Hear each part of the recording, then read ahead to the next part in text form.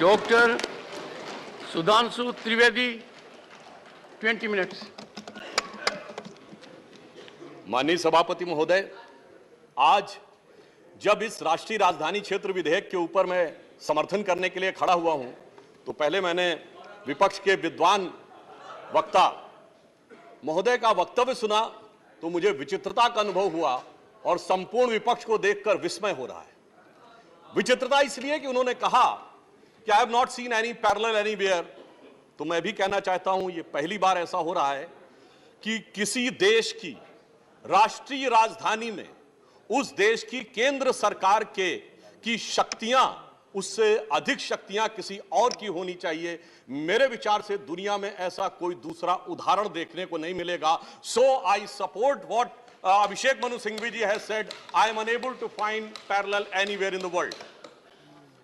दूसरा विषय जो मैंने कहा कि विस्मय का अनुभव क्यों हो रहा है, अभी देखिए उन्होंने 2 बार सुपर सीएम प्रयोग किया कॉन्स्टिट्यूशनल पद पर बैठे हुए व्यक्ति के लिए, मगर महोदय इस देश ने बगैर संवैधानिक पद पर बैठे हुए सुपर पीएम 10 साल तक देखा है।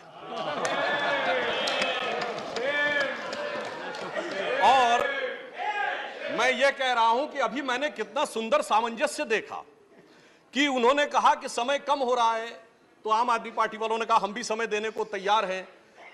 सारे विपक्ष को देख के विस्मय होता है कि कांग्रेस पार्टी, जिसका कि 3 राज्यों में स्थिति यह रही कि गुजरात में वोट हाफ कर दिया। बिल्कुल बता रहे हैं, सुनिए तो, अरे सुनिए तो, बता रहे हैं। सॉरी गुजरात मेंबर्स का vote one second. Dr. Abhishek Singhvi was heard in rapt attention.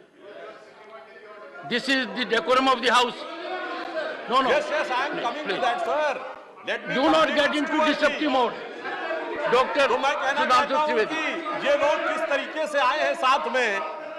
अरे साहब, बहुत सारे शेर बोले तो ऑर्डिनेंस के पार्ट नहीं थे, हम भी बता रहे हैं आपको। I will have to name you. देखिए इनकी I will have to name you. कि You have got it as a habit. क्या शिद्दत दिख रही है एक दूसरे को सपोर्ट करने में। देखिए इनकी स्थिति ये, we want decorous debate here. Doctor said many things, maybe digestible, maybe indigestible. Dr. Sudhanshu Trivedi. मैं सिर्फ ये कहना चाहता हूं कि गुजरात में कांग्रेस का वोट हाफ कर दिया, पंजाब में इनका स्विच ऑफ कर दिया, दिल्ली में साफ कर दिया और आपने इनको माफ कर दिया। और उसके माफी के बाद भी मुझे लगता है, अभिषेक मनु सिंघवी जी ने कहा था तो मैं भी ये कहना चाहता हूं, आप साथ में आए हैं दिल्ली के इस बिल पे, दिल्ली की जनता के लिए आए हैं या किसी और कारण से आए हैं, ये दिल्ली की समझदार जनता समझती है। तो मैं भी एक पंक्ति कहना चाहूंगा कि शाम तक सुबह की नजरों से उतर जाते हैं, इतने समझौतों पे जीते हैं कि जमीर भी मर जाते हैं। अब यह एक संवैधानिक विषय है। संवैधानिक विषय है कि यह जिस प्रकार से संविधान में लागू होना चाहिए, परंतु उसके साथ राजनीतिक टीका टिप्पणी की जा रही है, तो एक सैद्धांतिक विषय भी आता है। तो मैं संवैधानिक और सैद्धांतिक दोनों विषयों का जवाब दूंगा। I will reply both the constitutional and conceptual aspect. देखिए, माननीय गृह मंत्री जी ने लोकसभा में बहुत स्पष्ट किया था कि दिल्ली पूर्ण राज्य नहीं है, यह एक विशेष श्रेणी का यूनियन टेरिटरी है, यानी विशेष श्रेणी का संघ शासित राज्य है। वैसे मुझे लगता है संघ शब्द आते ही बेचैनी ज्यादा हो सकती है दूसरी तरफ, और संघ शासित से बेचैनी और हो सकती है, इसलिए मैं यूनियन टेरिटरी वर्ड प्रयोग करूंगा। It is a special category of union territory. और वैसे भी आजकल अंग्रेजी के प्रति मोह बहुत ज्यादा है, क्योंकि अपने गठबंधनों का भी नाम अंग्रेजी में ही ज्यादा रखा जा रहा है। संविधान में जो भाग 8 में उल्लिखित, वैसे तो जब मैंने टीवी चर्चा के दौरान कई बार विपक्ष के लोगों से INDIA का हिंदी फुल फॉर्म पूछा, तो पहले दिन तो लोग गूगल देख के भी नहीं बता पाए। खैर, अब मैं कहना चाहता हूं कि संविधान के भाग 8 में उल्लिखित प्रावधानों के अनुसार, अरे सुनिए, देखिए संविधान के भाग 8 में उल्लिखित प्रावधानों के अनुसार अनुच्छेद 239 से 242 तक संविधान में इस विषय का पूर्ण वर्णन है। अनुच्छेद 239AA में इसका विशेष प्रावधान किया गया है। यदि उसके क्लॉज को 239AA3B को देखें तो संसद को दिल्ली संघ राज्य यूनियन टेरिटरी से संबंधित किसी भी विषय पर कानून बनाने का पूरा अधिकार है। इसमें किसी भी प्रकार का कोई संशय नहीं है। सर्वोच्च न्यायालय के जिस निर्णय का बार बार उल्लेख किया जाता है और हमारे विरोधी उसको अपने हिसाब से प्रयोग करते हैं, उसमें भी बहुत साफ देख लें कि 105 पेज के उस निर्णय में कहीं पर भी सर्वोच्च न्यायालय ने संसद के द्वारा दिल्ली के बारे में कानून बनाए जाने के विषय के ऊपर किसी प्रकार की कोई टिप्पणी नहीं की है।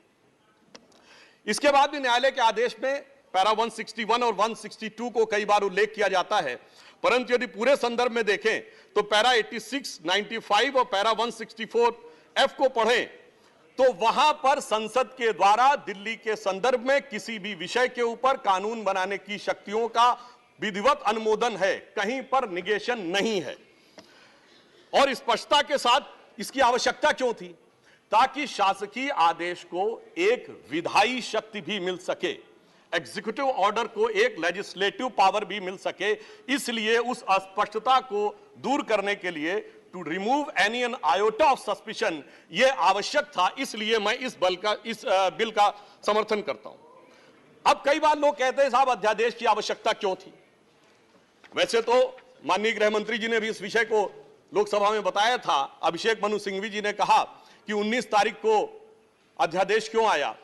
शायद उन्हें ध्यान हो कि दिल्ली सरकार में जैसे ही चंद दिनों में ताकत मिली तो सबसे पहले किन फाइलों के बारे में, सतर्कता के साथ सतर्कता विभाग की फाइलों के बारे में कार्रवाई की गई।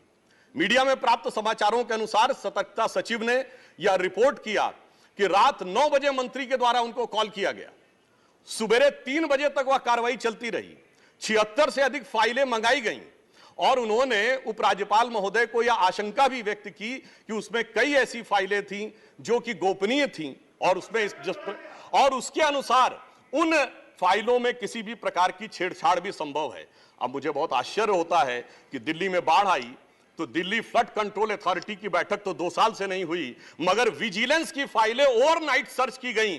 तो मेरे विचार से, और ये सर 16 और 17 मई की रात का था, तो मानी हुई बात है जब ऐसी परिस्थिति नजर आएगी तो उसके 1-2 दिन के अंदर अध्यादेश की आवश्यकता महसूस होगी। यहां मैं एक और बात भी कहना चाहता हूं कि ब्यूरोक्रेसी पर नियंत्रण की बात आम आदमी पार्टी की सरकार के द्वारा की जाती है, तो ये लोग तो अपनी एक पैरेलल ब्यूरोक्रेसी भी बना चुके हैं, क्योंकि अनेक प्रकार के समाचार पत्रों में आया है कि कई ऐसे लोग जो कि आम आदमी पार्टी के पदाधिकारी हैं, वो सरकारी पदों पर भी विद्यमान हैं और सरकारी पदों पर रहते हुए सरकारी शक्तियों का भी उपयोग कर रहे हैं। वैसे ये लोग बहुत दावा करते हैं कि इन्होंने बहुत सारी चीजें फ्री दिया, कुछ 100 रुपए दिल्ली की जनता को कुछ मामलों में फ्री मिला और अपने लोगों को कई मौकों पे, कई जगहों पे, दर्जनों से ऐसे लोग हैं जिनको लाख लाख 1.5 लाख की तनख्वाहें मिली। और यदि आरोपों को देखा जाए तो करोड़ों रुपए के घोटालों के आरोप हैं। एक कहावत होती है, माले मुफ्त दिले बेरहम। तो मैं कहना चाहूंगा इनकी तो स्थिति यह है कि माले मुफ्त दिले बेरहम, दिल्ली पे सितम और करोड़ों हजम। अब एक और बात जो ब्यूरोक्रेसी के नियंत्रण की बात है, तो मैं ध्यान दिलाना चाहता हूं, इस दिल्ली प्रदेश में एकमात्र ऐसा प्रकरण हुआ जो पूरे देश के इतिहास में बहुत विचित्र था कि दिल्ली के मुख्य सचिव ने दिल्ली के मुख्यमंत्री आवास के अंदर अपने साथ मैन हैंडलिंग का आरोप लगाया। मेरे विचार से पूरे भारत के इतिहास में ऐसा कोई उदाहरण नहीं होगा कि इस प्रकार की बात, इस प्रकार का आरोप लगा हो और वह भी मुख्यमंत्री की उपस्थिति में लगा हो। यह दर्शाता है कि ब्यूरोक्रेसी को नियंत्रण करने की जो छटपटाहट है उसमें वास्तविकता में वो फितरत क्या है। और मैं एक टेक्निकल पॉइंट कहना चाहता हूं, दिल्ली का कोई स्टेट कैडर नहीं है, जैसे राज्यों का कैडर होता है तो राज्य का मुख्यमंत्री उस कैडर को नियंत्रित करता है। जो आईएएस और आईपीएस अधिकारी होते हुए यूनियन टेरिटरी कैडर में आते हैं, जब वो सारे राज्यों में, सारी केंद्र शासित राज्यों में उनका स्थानांतरण हो सकता है, तो मैं आपके माध्यम से विपक्ष से पूछना चाहता हूं कि यदि दिल्ली के एक अधिकारी का ट्रांसफर गोवा होना है और दिल्ली के सीएम की उस पर एब्सोल्यूट अथॉरिटी होगी तो यह कैसे संभव हो सकता है? इसलिए यह आवश्यक है कि इस विषय के ऊपर केंद्र सरकार की शक्तियां परिभाषित हो। अब एक दूसरी बात भी है, दिल्ली में स्टेट कैडर भी नहीं है, यानी जैसे स्टेट पब्लिक सर्विस कमीशन होता है और राज्य के कैडर होते हैं, तो यहां भी दानिक्स कैडर है। यानी दानिक्स कैडर में भी 3-4 यूनियन टेरिटरी आती हैं, दमन दीव और अन्य। अब दानिश कैडर के एक अधिकारी की जरूरत यदि अंडमान में या दमनदीव में भी होगी और दिल्ली का मुख्यमंत्री यह तय करेगा, तो क्या यह संवैधानिक दृष्टि से उचित है? इसलिए मैं कहना चाहता हूं कि माननीय गृह मंत्री जी ने जो यह विषय रखा है वो पूरी तरीके से उचित है। अब दुरुपयोग की बात में मैं एक और बात कहना चाहता हूं, इनकी वास्तविक मंशा क्या थी। दिल्ली में एक जनरल फाइनेंशियल रूल 2019 है जो ये कहता है कि 10 करोड़ रुपए से अधिक का अगर किसी भी प्रकार का व्यय होगा तो वह मंत्री की शक्ति से बाहर होगा और वह एलजी के पास जाएगा। महोदय, इनके मुख्यमंत्री जी का जो मकान या वजीर आला का अजीमुशान महल बनाने के लिए जो बिल बने साहब, वो पूरे उसके एक साथ नहीं बने।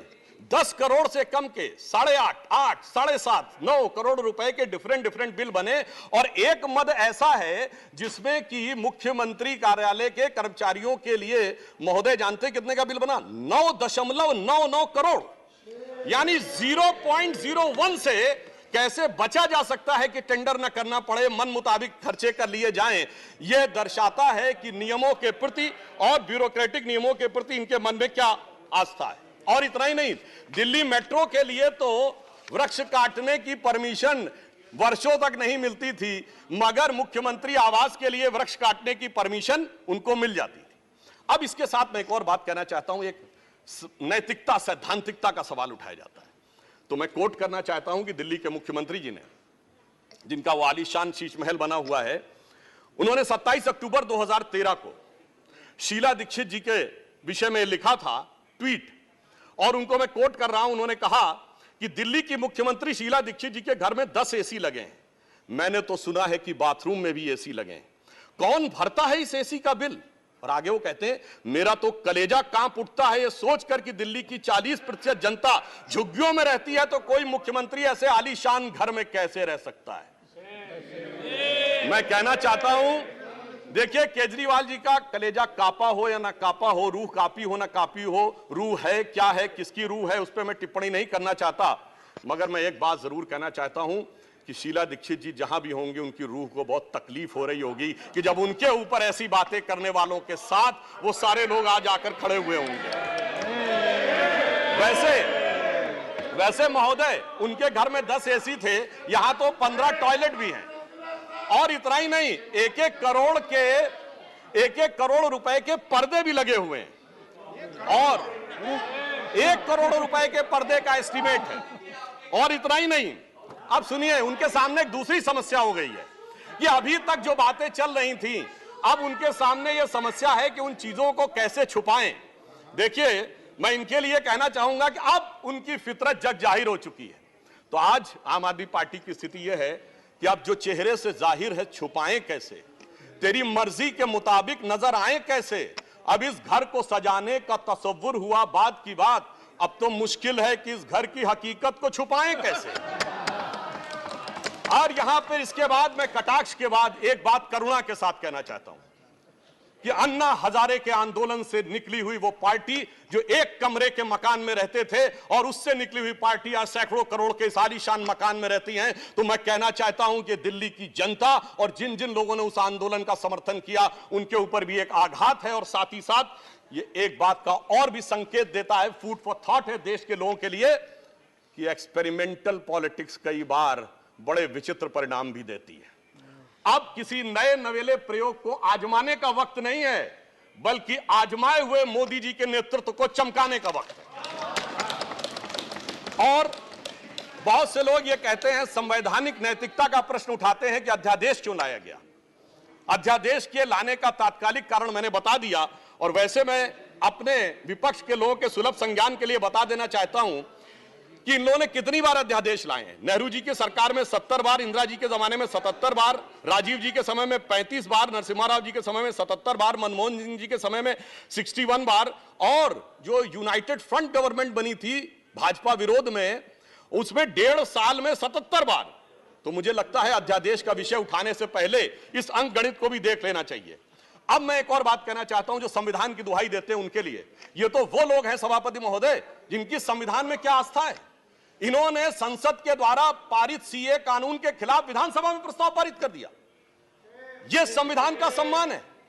और वो सिटीजनशिप अमेंडमेंट एक्ट था। नागरिकता का विषय तो पूर्ण राज्य का भी विषय नहीं हो सकता, और तो उसके बावजूद दिल्ली सरकार ने पारित कर दिया। तो इसका अर्थ हुआ कि ये जिस प्रकार के कार्य करते हैं उनका संविधान में कोई आस्था नहीं है। और अभिषेक मनु सिंघवी जी अभी कह रहे थे इलेक्टेड गवर्नमेंट, तो मैं याद दिलाना चाहता हूं, after the 72nd and 73rd constitutional amendment there are 3 tier of government, जिसमें एक म्युनिसिपल और जिला पंचायत, एक स्टेट और एक सेंटर।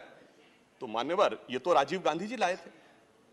तो आपके मन में ना ऊपर वाली इलेक्टेड गवर्नमेंट के लिए सम्मान है ना नीचे वाली, क्योंकि चंद महीने पहले तक तो ये एमसीडी से भी लड़ते थे और दिल्ली से भी लड़ते थे। तो जब आप कॉन्स्टिट्यूशनल वैलिडिटी की बात करें तो मेरे विचार से तीनों गवर्नमेंट की बात होनी चाहिए, और केंद्र सरकार के संबंध में केंद्र से अधिक संवैधानिक शक्ति इलेक्टेड गवर्नमेंट में इस विषय के ऊपर किसी और की नहीं हो सकती।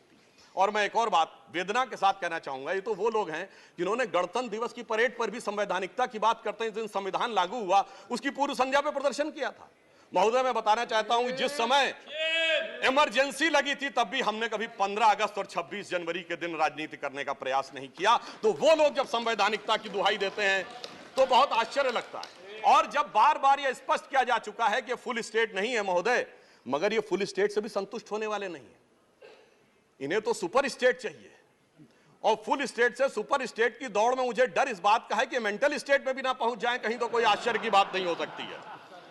और यह बात इसलिए कह सकते हैं कि 49 दिनों की वो सरकार, जब कांग्रेस पार्टी ने इनकी पालकी ढोकर सत्ता की दहलीज पहली बार पार कराई थी, उसके द्वारा अगर आप पारित इनका लोकपाल विधेयक देख लें तो उसमें संसद और सुप्रीम कोर्ट और जाने क्या क्या सारी चीजों को एक में मिला लिया गया था।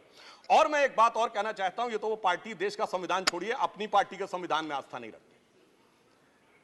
जब आम आदमी पार्टी बनी थी तो उसके संविधान में व्यवस्था थी कि उनका अध्यक्ष या संयोजक 3 वर्ष के लिए होगा और अधिकतम 2 बार होगा। मगर जो मीडिया में प्राप्त समाचारों के अनुसार 3 साल पहले उन्होंने वो संविधान में चेंज कर दिया, यानी अब जीवन पर्यंत या अपनी इच्छा के प्रसाद पर्यंत केजरीवाल जी इस विषय के ऊपर रह सकते हैं। तो मैंने इसलिए कहा ना, अपने संविधान के बारे में बात करिए। और मैं ये भी कहना चाहता हूं कि इन्होंने अपनी कार्यकारिणी में ऐसे भी प्रस्ताव पारित किए हैं संविधान के संदर्भ में कि साहब इनके यहां परिवार के भी कितने लोग काम कर सकते हैं, जो मेरे विचार से बड़ी बड़ी परिवार वाली पार्टियों ने भी कभी अपने पार्टी के प्रस्तावों में इन प्रस्तावों को नहीं पारित किया होगा।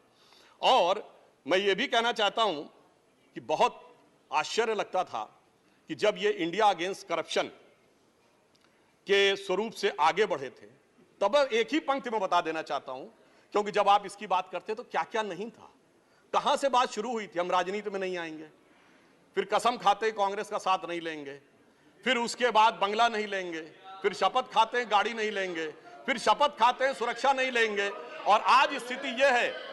मैं सिर्फ यह कहना चाहता हूं कि जितनी बातें ये कहते थे वो सारी चीजें आवश्यक हैं, मगर यह दर्शाता है, क्योंकि मैं किसी की सुरक्षा के प्रति खिलवाड़ करने की बात नहीं करता, पंजाब जैसा राज्य संवेदनशील है, वहां के मुख्यमंत्री के पास सुरक्षा होनी चाहिए, परंतु मैं सिर्फ यह कहना चाहता हूं कि यह इस बात में जो कहना चाहते हैं कि इन्होंने कितना बदलाव किया है मान्यवर, इसलिए कभी कभी इनके 10 वर्ष के अंदर चरित्र में इतना बदलाव, ये कहते सबसे जल्दी सत्ता में आए।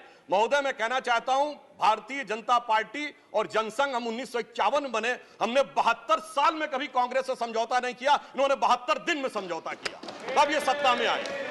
और इसलिए आज दिल्ली की जनता अपने को ठगा हुआ महसूस करती है, और शायद दिल्ली के लोग ये कह रहे होंगे कि मैं समझता था वो कितने मासूम थे, क्या से क्या हो गए देखते देखते, जिनको पत्थर से हमने बनाया सनम वो खुदा हो गए देखते देखते। और मैं एक और बात भी कहना चाहता हूं संक्षेप में, मेरे विचार से इनको अध्यादेश पढ़ना चाहिए, संविधान पढ़ना चाहिए और दिल्ली का अधिनियम पढ़ना चाहिए, क्योंकि अपने को कहते हैं सबसे पढ़े लिखे मुख्यमंत्री। तो मैं ये भी बताना चाहता हूं कि ये सबसे पढ़े लिखे मुख्यमंत्री जो अपने को सबसे हाई क्वालिफिकेशन का नाज रखते हैं, 2-3 उदाहरण उनके ही बता देना चाहता हूं। जिस समय कोविड की वेव चरम के ऊपर थी, तब इन्होंने क्या कहा, इन्होंने कहा कोविड वैक्सीन का फार्मूला सारी कंपनियों को क्यों नहीं दे दिया जाता। मान्यवर, कोविड वैक्सीन तो छोड़िए, पैरासिटामोल जैसी जो दवा भी अमेरिका ने उस समय हमसे मंगाई थी। अब कोई पढ़ा लिखा व्यक्ति ये कह सकता है कि वो चूरन की तरह फार्मूला सबको दे दिया जाए? तो कभी कहते हैं कि यूट्यूब के ऊपर फिल्म क्यों नहीं लाद दी जाती है? अरे भाई, वो सरकार का अधिकार का क्षेत्र नहीं है। और फिर इतना ही नहीं, सिंगापुर में इनको बुलाया, इनविटेशन आता मेयर्स कॉन्फ्रेंस का, तो मुख्यमंत्री होते हुए जाना चाहते हैं। तो मेरे विचार से कम इनको थोड़ा पढ़ना लिखना चाहिए। और एक पढ़ने लिखने पे एक तथ्य मैं जरूर बताना चाहूंगा। जब न्यूयॉर्क टाइम्स अखबार में इनकी तारीफ निकली थी तो इनके मुंह से निकल गया था कि दुनिया का सबसे बड़ा अखबार, और उसमें इतनी तारीफ निकलवाना आसान नहीं है। वैसे निकलवाना शब्द निकल गया था, मगर मैं पढ़े लिखे मुख्यमंत्री को यह भी बताना चाहता हूं महोदय कि न्यूयॉर्क टाइम्स दुनिया का सबसे बड़ा अखबार नहीं है। वो है यमुनी शिंबुन, जापान का। अमेरिका का भी सबसे बड़ा अखबार वो नहीं है, वो यूएसए टुडे। और इतना ये समझिए, इतना ही नहीं, भारत का times of India, Dainik Bhaskar, और वो भी उनसे अधिक है। तो मैं सिर्फ ये बताता हूं, अरे भाई, जिस अखबार का नाम लेते हैं कम से कम उनको तो पढ़ लेना चाहिए था। मैं आपको अधिक समय न लेते हुए मैं सिर्फ ये कहना चाह रहा हूं महोदय कि इनको ना पढ़ाई से मतलब है, इन्हें ना पढ़ाई से मतलब है, न लिखाई से मतलब है, इन्हें तो बस कमाई से मतलब है, और वो भी ऊपर वाली कमाई से। और अंत में मैं कहना चाहता हूं सर, अंत में एक लाइन और कहना चाहता हूं कि आज सब लोग मिले, आम आदमी पार्टी और कांग्रेस एक साथ मिले, भारत की सबसे पुरानी पार्टी, पुरानी धुरानी पार्टी, नई पार्टी, नई नवेली पार्टी, अजब अलबेली पार्टी, सब मिलकर एक हो गए। मगर प्राप्त क्या किया? दोनों ने सिद्धांतों से समझौता किया, और कांग्रेस ने भी इतना सयाना दांव चला कि इन्होंने अगर उनका हाथ पकड़ के दिल्ली अध्यादेश पर समर्थन लिया हो तो अविश्वास प्रस्ताव ले आए, लीड उनको मिल गई। तो इसलिए मैं कहना चाहता हूं अंत में कि इन लोगों को आखिर में क्या प्राप्त हुआ, ये पंक्ति कह के समाप्त करता हूं कि इनको विधेयक भी नहीं मिला और सम्मान भी नहीं मिला, यानी इज्जत भी गई, बात भी नहीं मिली। तो एक पंक्ति कहता हूं, न तुम ही मिले, आप लोगों के लिए लागू है, न तुम ही मिले न मयस्सर तुम्हारी दीद हुई, दीद मतलब साइट, न तुम ही मिले न मयस्सर तुम्हारी दीद हुई, तुम ही कहो ये मुहर्रम हुई कि ईद हुई। सुखेंदु शेखर रे, श्री सुखेंदु शेखर। त्रिवेदी ने बड़े जोश के साथ और बहुत शेर शायरी के साथ उन्होंने बात की। त्रिवेदी ने शेर शायरी के साथ बहुत लंबी तकरीर की। अगर उसको उत्तर हमारे पास चतुर्वेदी है, अगर आप त्रिवेदी है तो हमारे पास चतुर्वेदी है। माननीय प्रतिपक्ष के नेताजी, नहीं, डॉक्टर अभिषेक सिंघवी ने कवि का काम ज्यादा किया, वकील का कम किया। कितना कवि का काम आपने किया। श्री सुखेंदु शेखर रे, 9 minutes. I am not going to